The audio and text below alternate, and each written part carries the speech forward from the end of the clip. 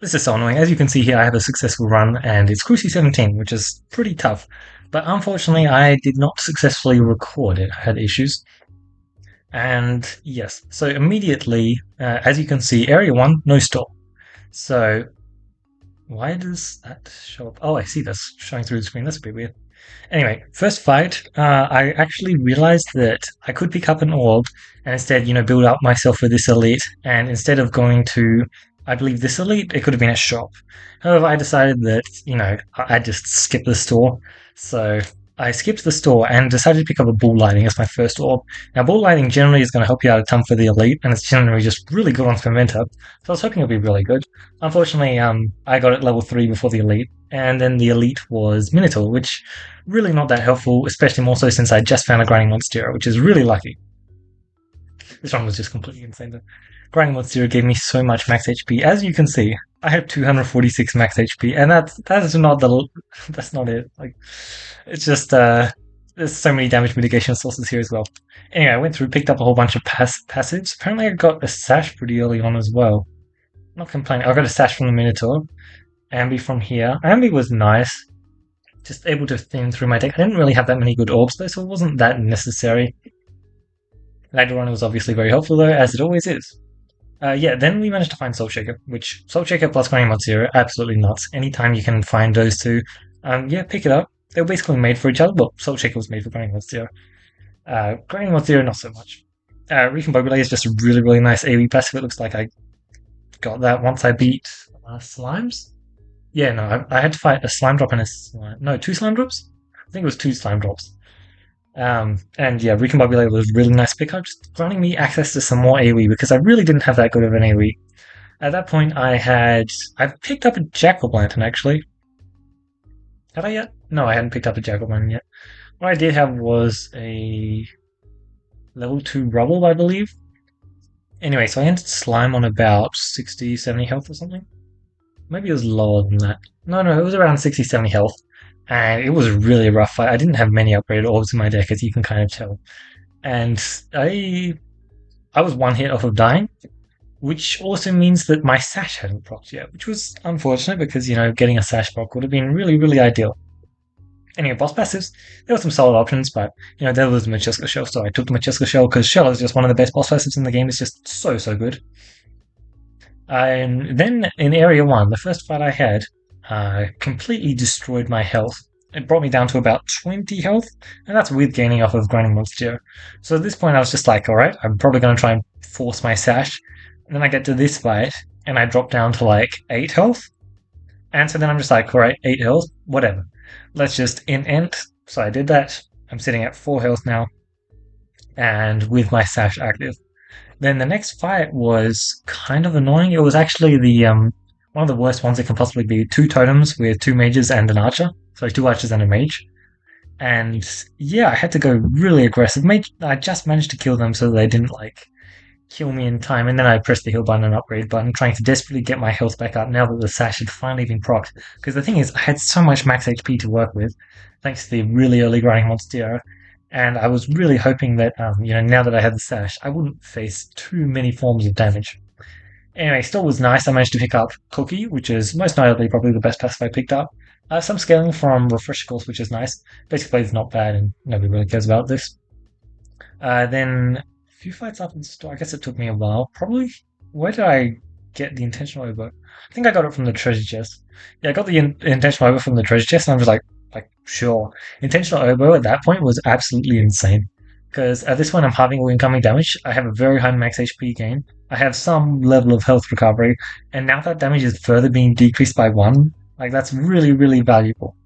It didn't matter as much because as you can see, my Area 2 boss was was Crossbow, and he kind of doesn't really care that much about, decreasing damage by 1, but if you're cutting his damage in half, yeah, he cares about that a lot. Anyway, continuing on, I then managed to find a random special brew, which was kind of nice. Had to fight an elite, Area 2 elite. It could have been very problematic. At that point, I picked up an Echo, I believe it was level 2. I picked up a Refresher, it was level 1, and I picked up a Jack-o'-lantern, it was already level 3. Main reason I picked up the Jack-o'-lantern was so that I could set myself up against Resistance Knight. Now, I was kind of worried about this elite. There was a lot of fights that could have been, which would have been really bad. 200, 600, I was really hoping it would be because at that point my AoE was kind of good and my damage mitigation was on point for small amounts of constant damage, which is what that fight is about. It was a shield mage though, and I think he was only dealing 1 damage per hit though, so it was like a really easy fight. I think I walked out of it with either I lost like 4 HP or I gained health, which I wouldn't be surprised at. Anyway, then we got to crossbow. I was actually decently worried about crossbow, but I didn't pay enough attention to the fact that I had halving incoming damage, as well as I entered the fight with about 80 health. And it turns out that's way more than enough to actually deal with it, especially since I also had a level 3 Rubborb at that point, which I picked up basically just before the fight. It was level 2 here, level 3 here. Specifically because Rubborb is very decent against crossbow. It's also very decent into the Area 3 boss.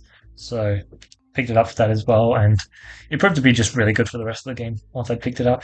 Yeah, we beat Crossbow. It was much less worrying than I immediately thought. The Recombobulator helped us just mow through those summons really easily. I liked it quite a lot. Recombobulator is just really good for consistent AoE damage pressure, and especially when you add Refill Buster onto that, it's really good. Anyway, so we're staring at our options. I can kind of remember these options because they had interesting play off each other. One was Leaves the Rest for later, I believe. It was either Leaves the Rest for later or Morbid. I think it was Leaves the Rest for later. So the nice thing about Leaves the Rest for later is like I had pretty good synergy with it at that point. Like, it couldn't have been Leaves the Rest for later. It was something that improved my refreshing. Maybe it didn't want me to refresh. I think it was Morbid. So Morbid was nice, but I felt like it wasn't exactly what I wanted to do at that point because then my refreshing capability would be completely null. Like I really couldn't take it in the scenario. Yes, I had a refresh circle, which is like nice and all, but I really just couldn't take it. And then the next opportunity was Explosive Force, which, like, yeah, Explosive Force is a very, very decent passive, right? You're going to make sure you're hitting your refreshes, and our refreshing capabilities aren't the best. But the thing is, they're actually not that bad. Like, I was kind of fine with my ability to hit refresh, and I feel like I wouldn't have been getting that much value off of me here, right? So I decided not to pick it up. And, the third option was Constricting Chains. Now, Constricting Chains, I kind of didn't want to pick it up because I was really enjoying the damage that Rubble was dealing in particular. Also, like Bull Lightning. And like in general, constructing chains halving the effects of the scaling is just pretty unfortunate. As well as, like you have the misnavigation stuff. And that's a lot of downsides I just said. But as it turns out, the upsides are just so ridiculously strong that you just want to do that, especially when you combine it with Mature Scourge Shell. So I had like tons of negative damage, but it still just didn't matter. The scaling scaled up faster because, I actually had more obs on the board to scale up. Even if, I was gaining half the value from the scaling, it was still a lot of scaling. And yeah, that proved to be just incredible. These two passives are absolutely nuts, especially if you get them both here. Now, Smoke Mod, I made a lot of jokes about this passive when I picked it up. I was like, oh yeah, this is a Spinventer passive, by the way. But as you can see here, I had Recombobulator there. And Recombobulator is a really, really decent passive, especially when you're bomb spamming. And I was doing a lot of bomb spamming because I was just spamming orbs onto the board constantly. And I basically had a refresher shot. I was just hitting so many pegs every turn that it was pretty common for me to hit a refresh, but I feel like I was getting pretty bad refreshing RNG over the course of the run. Like there'll be like 5 pegs left on the map, and the refresh will just be like tucked away in the bottom right here with a few pegs nestling in it. And like I can't aim straight at that refresh. I can't do a fancy bounce onto it. I have constricting chains. And we then picked up a Alien's Rock. I can't remember what the other option was. It was actually something I considered, but in the end, it wouldn't have made a difference against the Super Zapper. So I was like, yeah, I'll just pick it up. Like it's going to be solid in quite a few fights. In Area 3, we got a lot of ghost fights. This was a ghost fight, and this was a ghost fight, which is kind of boring, but it was hilarious watching the ghost, like, try and smack me. And, like, I gave him, like, 8 turns or something to hit me. I was down, like, 25 health. Like, what? Oh, it's just actually so fun, just absolutely crushing the hopes and dreams of Ghost. Especially when, like, Constricting Chains is pretty rough into Ghost. But we were just completely crushing his damage potential that he just couldn't really do much. Like, dealing his rock was nice. Didn't actually use it that much. For the most part, I kind of just smashed through enemies one at a time and it was completely fine. Yeah. Like, a lot of the maps in Area 3, they'll give you enough bombs to kill everything. Even with Crucible 12 active. So I kind of just blasted through a lot of enemies, especially with once I got the enhanced dirt right. And then I started getting actual positive damage because now I had 2 sources of scaling on a refresh, which was nice, but I didn't notice the refresh perspective as much because I was still getting my damage absolutely crunched. But I was starting to do a ton of damage at this point, despite completely obliterating my damage. And here's where I'm just like, the enemies stand no chance, right? Like, I have all 3 damage mitigation passives. I have 246 max HP. And like what can they do? I also have decent healing. It's not the best, but it's pretty decent. It was enough to where I was keeping myself up every time. I believe I got that. No, probably from a treasure chest. No, the shop probably. Yeah. Okay, that was a shop. Yeah, that was a really good shop. Wow. Like unicorn horn's not the best with constricting chains, but it's still nice to get some extra information, right? And then wool chicken just because look, it was really funny. I had popping corn and I had alchemist cookbook as my other options for wool chicken. And you'll notice there the wool chicken is by far and away the worst option. However, it's also the funniest option because it gets this number the highest. So I took it because yeah, who needs popping corn? I didn't actually need the healing from popping corn because my health was maintaining itself. And alchemist cookbook is like sure it was going to get me the win, but I was actually kind of worried about having pigs on the board. But that's what I say to convince myself that it wasn't the best option there because it clearly was by a million miles. I don't really care about this stuff. At this point, shuffle pot. Yeah, I picked up a shuffle pot on this final shield mage right here. And so I kept my eye out for shuffle orbs. And I got one here. One of these two fights. And I got the other one extremely, extremely late, actually. It was literally this fight, last fight. So I quickly added the level 2 shuffle orb to my deck and upgraded it to level 3 instead of trying to upgrade my spell orb. Since I considered that, like, I will just never shoot the spell orb, and if my mirror orb does actually like copy one of these three orbs, sure that'd be unfortunate, but doesn't really matter too much. Also, I made jokes when I got safety net, like just absolutely totally going to matter this round, right? Like with all the damage crunching we have, it's definitely going to be able to deal damage. So on this stretch, I'd made sure to get some good upgrades because like this is only one shop area 3. I'd actually walked into area 3 with a whole bunch of cash, so I could very much afford it. Only one shop area 3, so I managed to get a ton of upgrading done on my deck. This Echo finally got stated to the level 3 version, which was nice. The refreshing capabilities actually started mattering. Oh, that was where my major source of healing was from. Like Cookie plus Refresh Shackle is just so nice. Refresh Shackle in general is really nice, and so is Cookie, but when you combine them both, it's just really, really amazing. It was kind of funny. I'd added the shuffle orbs into my deck, mostly just because, like, they're pretty decent orb when you have a shuffle pot, but I hadn't actually gotten that much value out of them up until, like, the boss fight, where I mainly not gotten some value out of it. So this question mark right here, it was reduce, refuse, recycle, by the way. Oh, I love this bug. It's so cool.